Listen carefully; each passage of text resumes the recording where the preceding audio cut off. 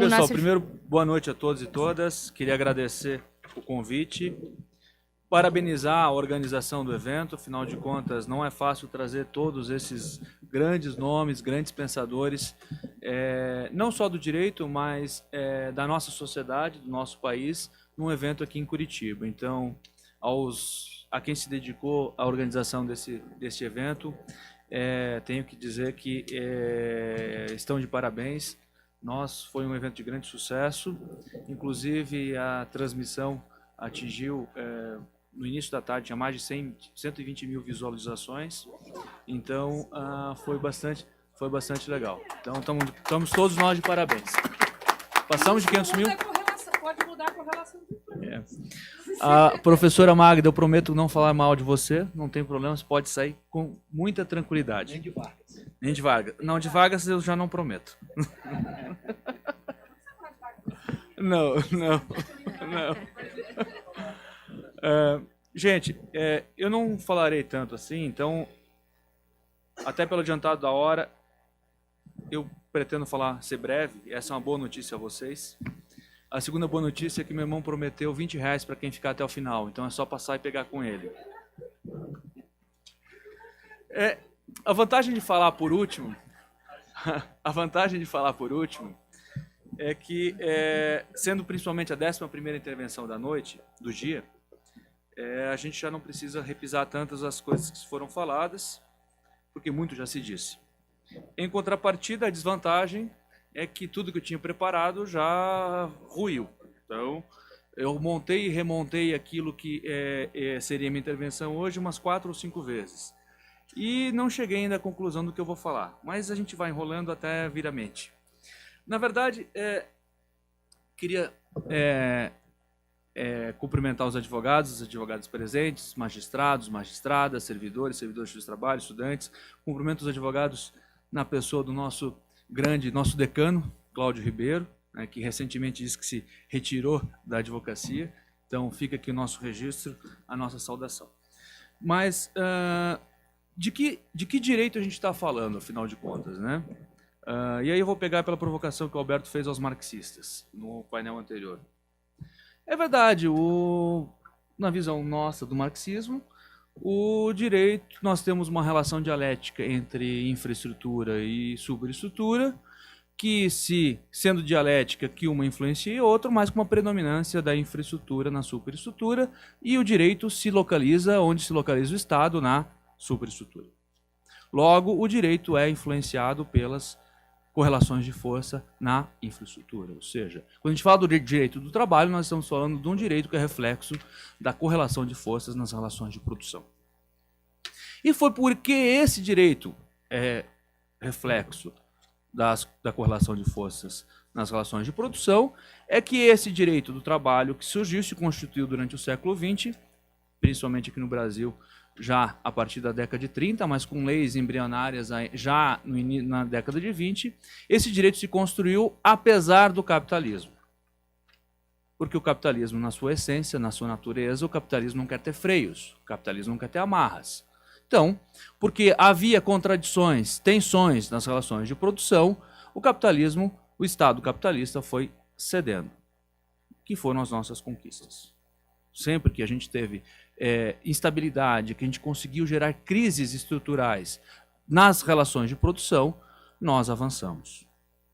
Em contrapartida, quando nós vivemos períodos em que o capitalismo se sente seguro, o capitalismo se sente à vontade, e que o capitalismo se sente, citando aqui uma expressão do Xixo, descomplexado, nós vivemos retrocesso.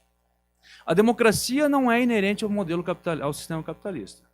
A democracia foi uma conquista, uma concessão feita pelo capitalismo, que em determinados momentos o capitalismo prescinde. Porque as regras do jogo democrático demandam trabalho, demandam paciência, e às vezes, em razão dessa complexidade que é a democracia, muitas vezes as coisas não andam de acordo com o que se pensa, de acordo aos interesses do grande capital.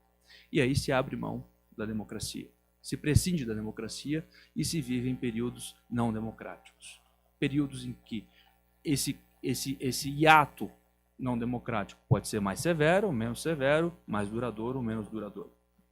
Então, o direito do trabalho também é uma concessão capitalista.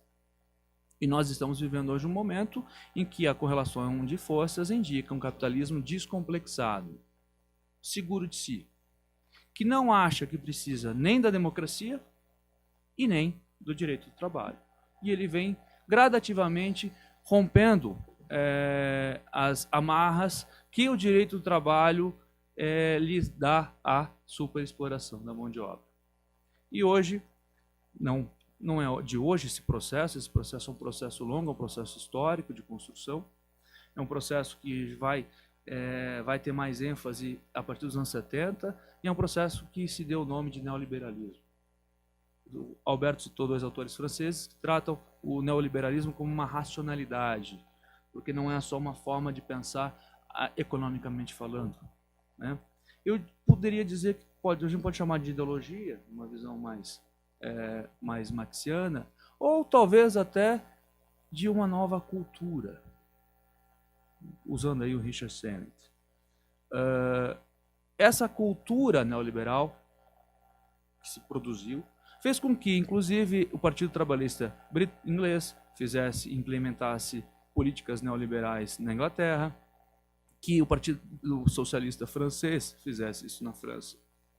E aqui a gente só não teve o avançar dessas políticas porque em 2002 houve um hiato que rompeu com esse processo. Ainda assim, tanto é forte essa cultura, que mesmo os governos que romperam com esse processo, governos de viés neodesenvolvimentista, ainda assim implantaram uma ou outra medida que a gente podia dizer que de cunho neoliberal. Então, nós vivemos um processo de avançar cultural.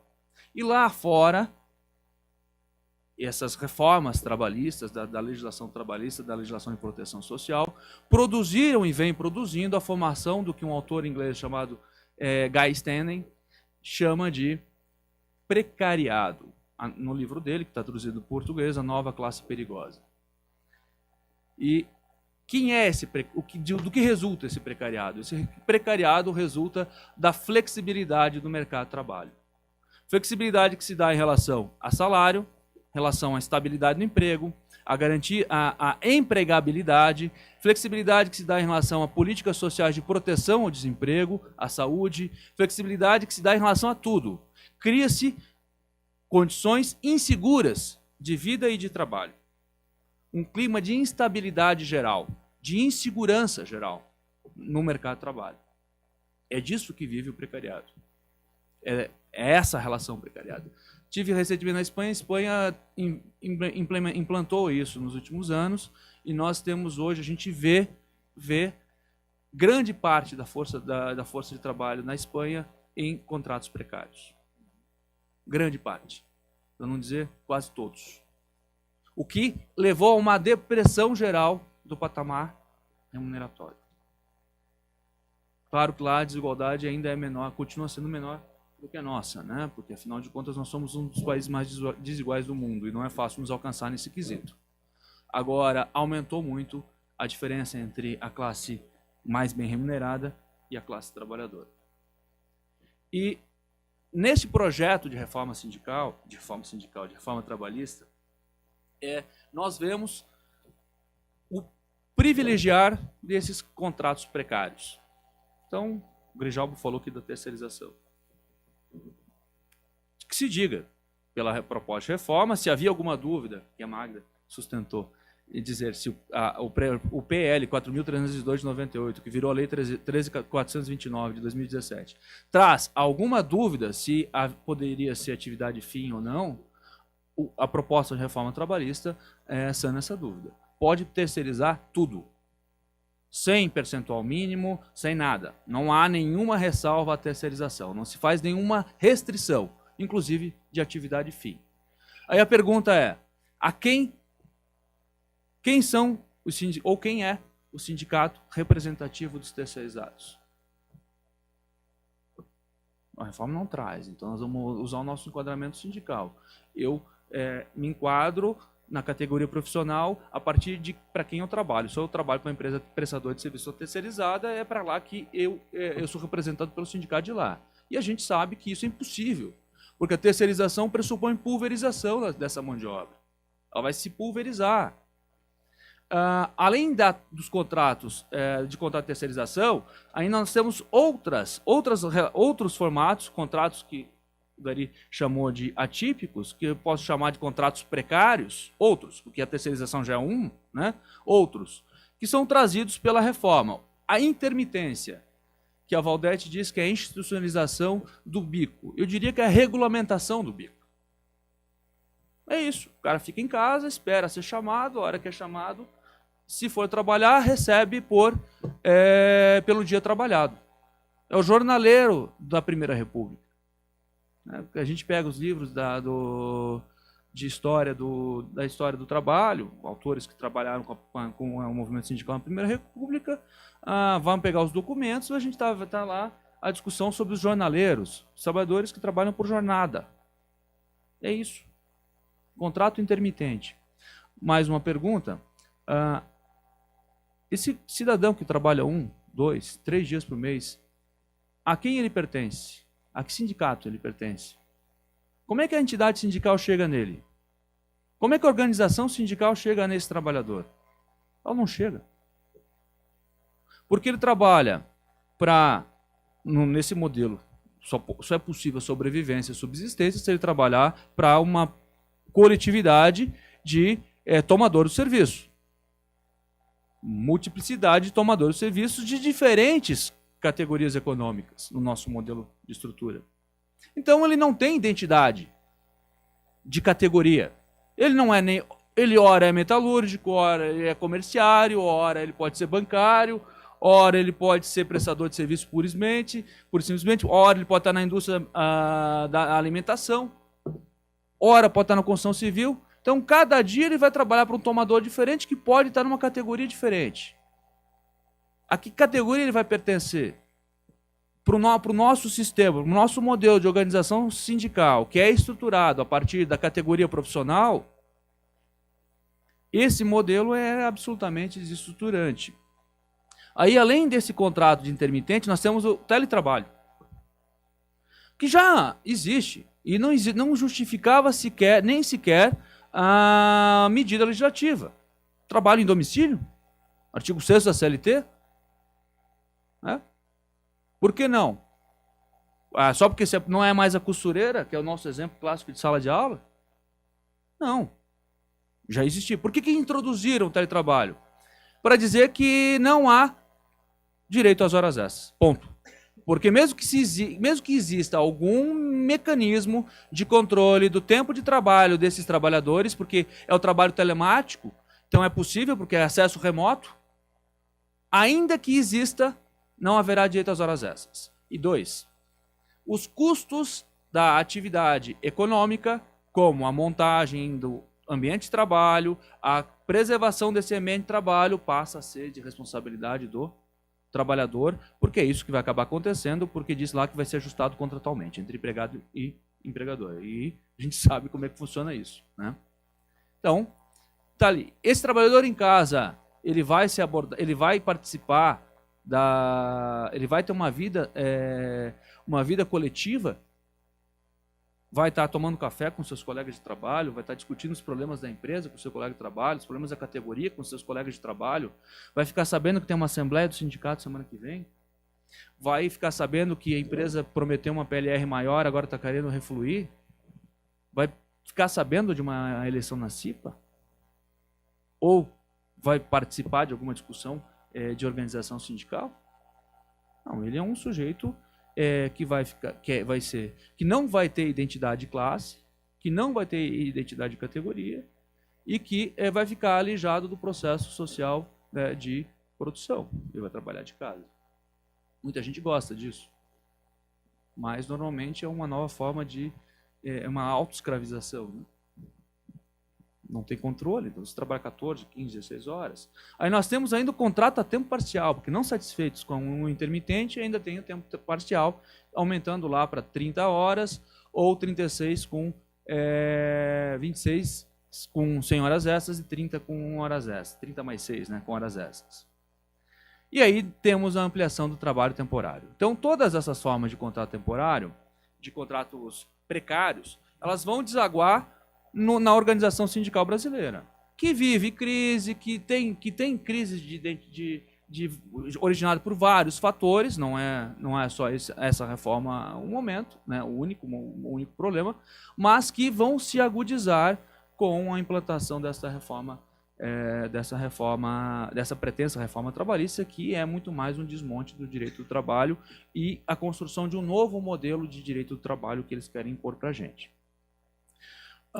Quando a gente vê daí mais detalhadamente as questões sindicais que são trazidas na reforma, aí a gente enxerga o tamanho da maldade. Tudo foi muito bem pensado.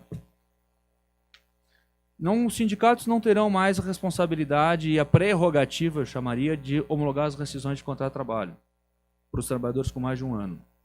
Eles não querem que o cara chegue ao sindicato. Que lá ele vai ter acesso a uma discussão, pode saber que tinha direitos que não foram concretizados no curso de contrato de trabalho, e ele vai demandar, mas demandar é um problema, então não queremos isso. PDV e PDI, previsto em norma coletiva, presume quitação plena e irrevogável dos direitos, salvo se o acordo coletivo dispuser em sentido contrário. Então, inverte a lógica, né? Então, vai negociar com transação. A presunção é de que há transação e renúncia, e que isso é válido. Se não houver nada em sentido contrário, a gente presume isso. Essa, para mim, é talvez a maior das maldades. Termo de quitação anual de obrigações trabalhistas perante o sindicato da categoria, o 507B do texto proposto para a reforma. Esse texto permite que o sindicato sirva de chancelador do processo de destruição dos direitos dos membros da categoria. E num modelo que a gente está enxergando, não vai ser muito difícil. Hoje já seria possível, imagina, com o acentuar desse processo de degradação da estrutura sindical, conseguir esses termos sem maior dificuldade. Organização local do trabalho, o Dari citou aqui a questão da estabilidade, mas aí vamos lá. O 510A diz que é possível a criação de uma comissão de empregados, que vai servir, na verdade, em concorrência ao sindicato. Porque não explica o 510A qual que seria a função e a diferença, ou a função complementar do exercício da atividade sindical. Normalmente, quando a gente defende a organização local do trabalho, nós defendemos a organização local do trabalho a partir dos sindicatos. Como sindicatos, atores, protagonistas no processo inclusive de eleição do representante local do trabalho. Para que tenha ali na organização local do trabalho um dirigente sindical eleito pelos trabalhadores que compõe, de certa forma, compõe a organização sindical, embora não pertença diretamente a ela, uma outra eleição, mas que tem com o sindicato uma simbiose. Aqui nós temos um elenco de funções dessa comissão, e ainda diz o seguinte, que na eleição não pode ter interferência do sindicato. Pior que isso. O mandato é de 1 ano. Mandato de 1 ano com estabilidade durante o mandato e mais 1 ano após o mandato, com observação de que não pode concorrer nas 2 eleições seguintes. Então, vamos esquecer um pouquinho a fragilidade da garantia. Ou seja, o cara vai ficar 1 ano, vai terminar o mandato, ele vai ficar mais 1 ano sem mandato e deve ficar mais 2 sem. Ele vai ficar um período no vazio. Tem dirigentes sindicais aqui, a gente conhece, a gente sabe muito bem o que acontece nesse vazio. Vai ficar um período no vazio. É um mandato absolutamente frágil, no sentido da garantia em relação ao empregador. Qual é a liberdade sindical que esse dirigente tem em relação ao empregador, se ele sabe que em determinado momento o emprego dele não terá nenhuma proteção? Mais que isso, aí vem a questão do texto. Essa estabilidade não é a mesma do 543, parágrafo 5º. Não é o 5º, acho que é o 3º da CLT. E nem do artigo 8º, inciso 8º da Constituição. Porque aquela estabilidade é contra a despedida injusta. Só é possível nas hipóteses de justa causa e tratando de dirigente sindical, ainda com inquérito para apuração de falta grave. Aqui nós temos uma garantia que é muito mais frágil, que é a garantia da possibilidade de dispensa por razões econômicas, estruturais, tecnológicas, nos termos da Convenção 158. Então, não é uma estabilidade. Então, e aí a gente tem esse modelo. E aí, para não dizer que a gente não dá para falar da sustentação financeira dos sindicatos. Eu advogo para a CUT no Paraná, nosso escritório advoga para vários sindicatos cotistas, e um dos princípios basilares da CUT é o fim da contribuição sindical. Então, entender que essa contribuição sindical ela é necessária, o fim dela, que é necessário o fim dela, é algo absolutamente natural para mim. Agora, não nesse momento, não desse jeito. O que parece aqui, e parece com muita clareza, se não for o bode na sala para ser negociado depois, é um ataque à organização sindical brasileira na sua sustentação financeira. Então, se para a CUT não faz tanta diferença a contribuição sindical, para algumas centrais faz. E são as centrais sindicais que estão no processo de resistência, principalmente contra as reformas. Então, claro que isso vai fragilizar ainda mais os sindicatos. E daí, para esses sindicatos que resultarão dessa estrutura, cada vez mais fragilizados, se concede o poder de negociar. Negociar para a quem da lei. E aí tem o 611A e o 611B, que estabelecem a possibilidade de negociação contra a lei. Para esses sindicatos que não têm um direito amplo de greve, para esses sindicatos que não têm estrutura financeira, não têm sustentação financeira, para esses sindicatos que pouco representarão, para esses sindicatos que poucos sócios terão, porque se eles não representam quase ninguém, eles não têm sócios, para esses sindicatos que não terão capacidade de mobilização, se garante a possibilidade de negociar para baixo da lei. Ou seja, o nosso modelo é um modelo de clara tentativa de subtração de direitos, seja através da própria lei heterônoma, seja mesmo através do processo de negociação coletiva. Então, fica claro aqui que não há uma pretensão, uma tentativa clara e muito bem estruturada de atacar o direito do trabalho, não só nos aspectos do direito material, do direito processual, mas também do direito coletivo, do direito sindical.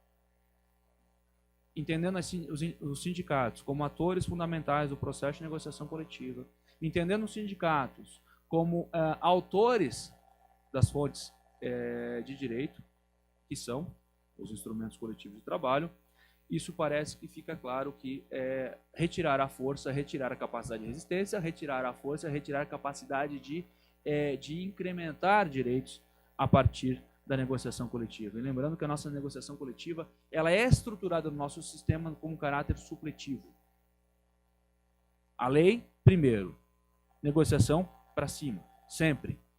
A nossa negociação coletiva é com a ideia de ampliação de direitos, de criação de novos direitos ou ampliação daqueles existentes. E ela passa a ser um mecanismo de retirada de direitos a partir deste modelo. Para finalizar, e eu finalizo aqui mesmo, dia 27 de abril, completamos 80 anos da morte de um italiano que foi perseguido pelo fascismo, que não morreu na cadeia porque foi solto 6 meses antes, Antônio Gramsci. E o Gramsci, quando falava dessa relação de forças que temos na sociedade, ele falava dos 3 momentos necessários que a gente precisava distinguir essa correlação de forças. Num primeiro momento, a gente teria a identificação objetiva no terreno da estrutura, ou seja, das relações de produção, se existem na sociedade condições necessárias e suficientes para a sua transformação. Nesse caso, a gente analisa o grau de viabilidade e de realismo das ideologias nascidas das contradições. Ou seja, é viável falar em socialismo hoje, nesse momento que ele está tratando? É isso que ele diz. No segundo momento, seria a avaliação do grau de homogeneidade, de autoconsciência e de organização alcançado pelos vários grupos sociais. esse segundo momento, a gente pode dividir em 3 etapas. O primeiro é a identificação econômico-corporativa. As entidades se entendem como grupos econômicos corporativos e defendem seus interesses econômicos corporativos.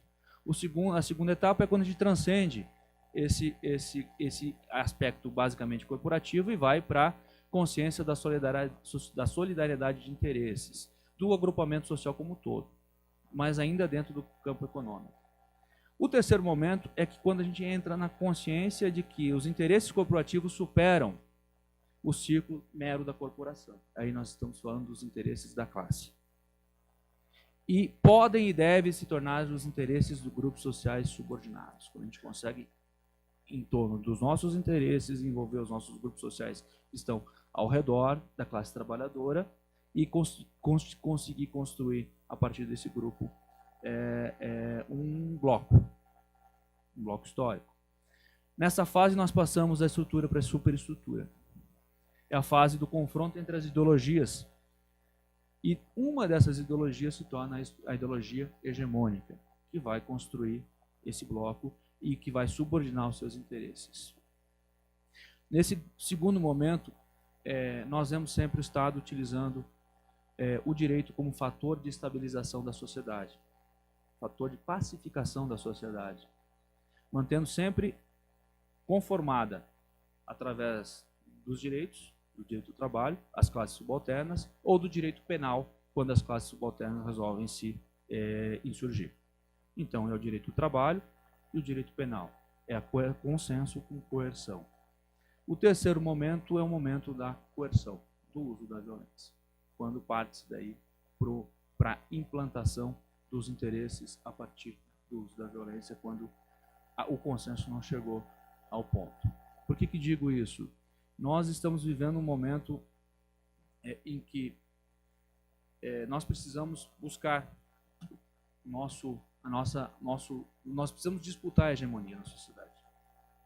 Nós deixamos de disputar a hegemonia na sociedade e parece que isso está nos custando muito caro agora. Nós vivemos uma violência no ano passado, porque o que aconteceu foi a violência. E hoje nós temos que resistir a essa violência. E a resistência a esse processo, ela não pode ser uma resistência que se dá só através da força, porque ela seria inútil. É preciso que a gente busque e dispute, como dizia todos os espaços sociais. Todos os espaços sociais. A cada centímetro quadrado da sociedade é um centímetro quadrado que nós temos que disputar. E isso é fundamental para esse processo de resistência. É preciso entender que nós precisamos conquistar esses espaços novamente. E para essa resistência também é fundamental entendermos que só o consenso não vai resolver. A gente precisa ter uma reação mais enérgica, a gente precisa ter uma reação mais contundente, uma reação muitas vezes não vista.